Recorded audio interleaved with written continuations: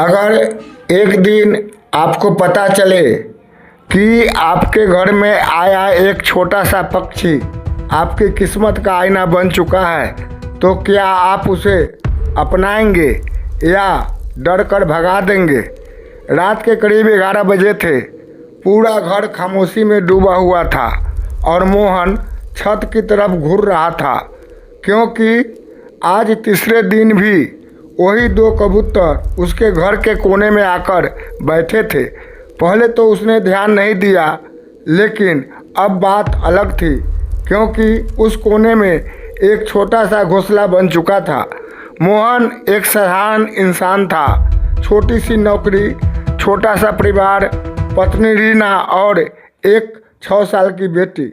जिंदगी ठीक चल रही थी, ना ज़्यादा खुशियाँ ना ज़्यादा दुख।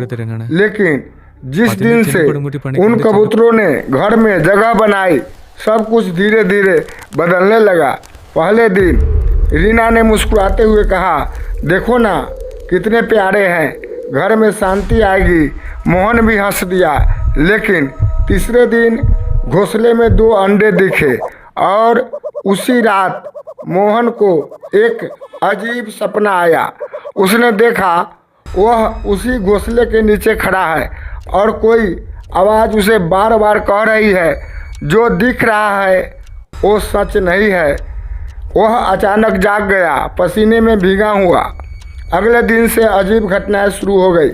ऑफिस में उसकी गलती न होने के बावजूद उसे डांट पड़ी। बेटी अचानक बीमार पड़ गई। घर में बिना वजह झगड़े होने लगे। मोहन परेशान था। उसने सोचा, क्या ये सब उस घोंसले की वजह से हो रहा है?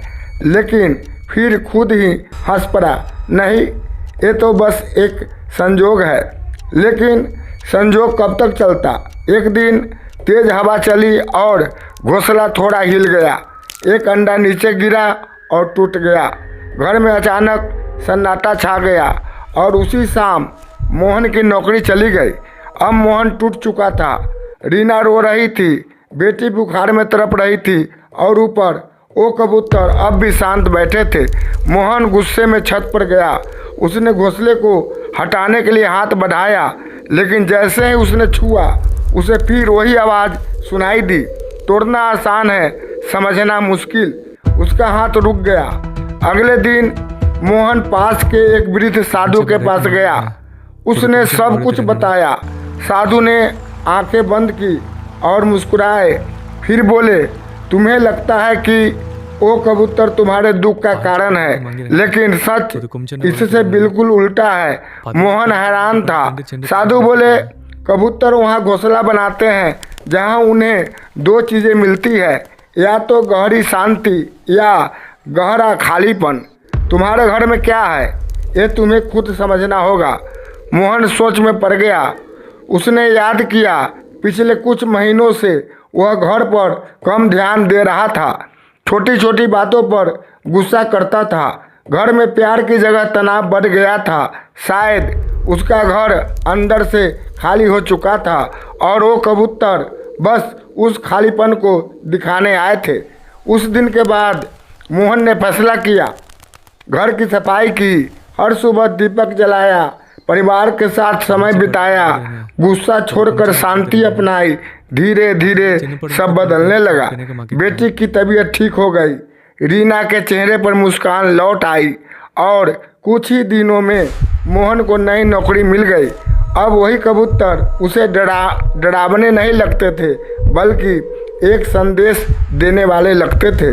एक सुबह कबूतर अपने बच्चों के साथ उड़ गए और जाते जाते मोहन को एक गहरी सीख दे गए, समस्या बाहर नहीं होती, वो हमारे अंदर होती है। तो अगर कभी आपके घर में भी कोई कबूतर आकर घोंसला बनाए या अंडे दे, तो घबराइए मत। ये कोई श्राप नहीं है, ये सिर्फ एक संकेत है अपने घर की ऊर्जा को सुधारने का, अपने मन को शांत करने का और अपने जीवन को समझने का। क्योंकि जब मन बदलता है तो किस्मत खुद ब खुद बदल जाती है।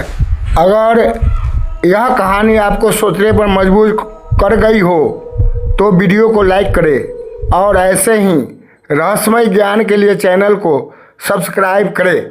झलक दिव्य ज्ञान, जहां हर कहानी में छुपा है जीवन का रहस्य। बोलो जय श्री राम, जय हनुमान।